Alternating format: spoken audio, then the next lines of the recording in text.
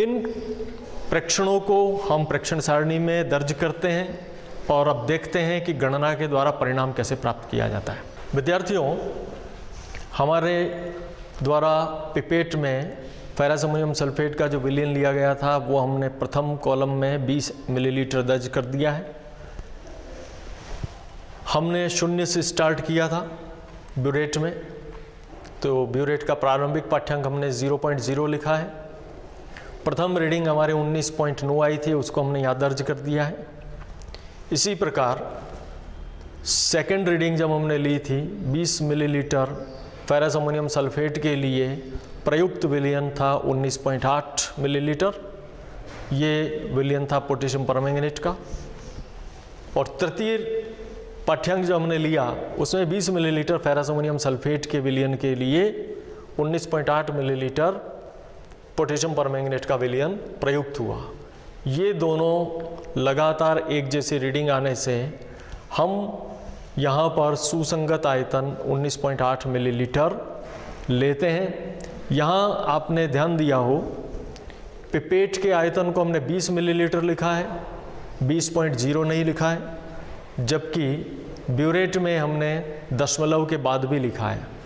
तो इसका कारण न्यूनतम पाठ्यांक वाली बात है जो मैंने पूर्व में आपको बताई थी, क्योंकि ब्यूरेट में अगर 0.1 मिलीलीटर तक भी नापा जा सकता है, तो अगर 20 मिलीलीटर भी लिखते तो हम 20.0 मिलीलीटर उसमें लिखते।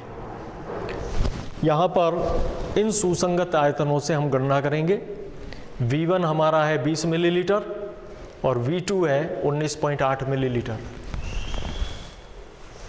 अब देखिए गणना के प्रथम पद में हम पोटेशियम परमैंगनेट विलयन की मोलरता ज्ञात करेंगे।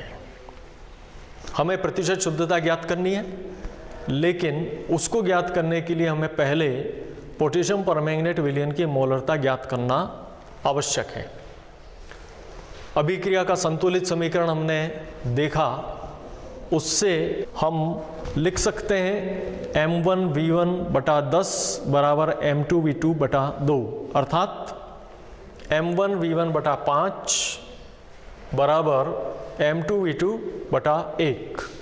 यहाँ पर M1 मानक फेरस अमोनियम सल्फेट विलयन की मोलरता है, जिसका मान M बटा 20 दे रखा है, हमें उद्देश्य में दिया हुआ था। और M2 KMnO4 विलयन की मोलरता हमें ज्ञात करनी है। V1 मानक फेरस अमोनियम सल्फेट विलयन का आयतन है जो 20 मिलीलीटर है, और V2 KMnO4 विलयन का आयतन जो हमने सुसंगत आयतन ज्ञात किया था 19.8 मिलीलीटर है। इनके मानों को सूत्र में रखते हैं। सूत्र में हमने यहाँ मान रख दिए हैं और इसकी गणना करते हैं। गणना करने पर हमें मोलरता प्राप्त होती है। अब द्वितीय पद में KMnO4 विलयन की सांद्रता हम ज्ञात करेंगे। तो सांद्रता ज्ञात करने के लिए सूत्र होता है सांद्रता बराबर मोलरता इनटू मोलर द्रव्यमान। तो हमने प्रथम पद से प्राप्त मोलरता को यहाँ लिखा और पोटेशियम परमैंगनेट के मोलर द्रव्यमान यानी एक के मान 158 को यहाँ लिखा। इसकी गणना कर लेंगे। तृतीय पद में हमें प्रतिशत शुद्धता ज्ञात करनी होती है। तो प्रतिशत शुद्धता का सूत्र होता है दिए गए KMnO4 विलयन की सांद्रता ग्राम प्रति लीटर में अशुद्ध KMnO4 की 1 लीटर में मात्रा का भाग लगाकर 100 से गुणा करना। तो हमारे जो सांद्रता द्वितीय पद में प्राप्त हुई उसका मान हम यहाँ लिखेंगे।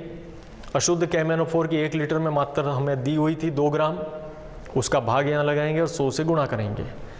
इन सब को हल करने पर हमें दिए हुए KMnO4 विलयन में मौजूद KMnO4 की प्रतिशत मात्रा 79.18% प्राप्त हुई। इसको हम परिणाम के रूप में लिखेंगे नीचे। दिए गए KMnO4 के नमूने में KMnO4 की शुद्धता 79.80% प्राप्त हुई है। तो विद्यार्थियों, इस प्रकार से हम इस प्रयोग को करते हैं।